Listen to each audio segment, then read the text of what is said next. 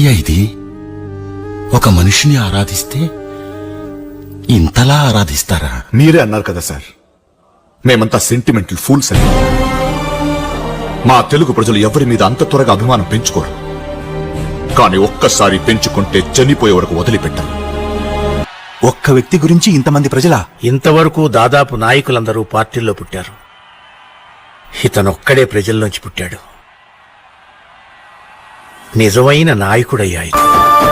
చంద్రన్నా మీ ప్రజా సేవలో పసుపు జెండలై కదులుతా, వలు పెరుగని మీ పోరాటానికి వెన్ను పూసలై సాగుతా. లక్ష మెజారిటీ లక్ష్యం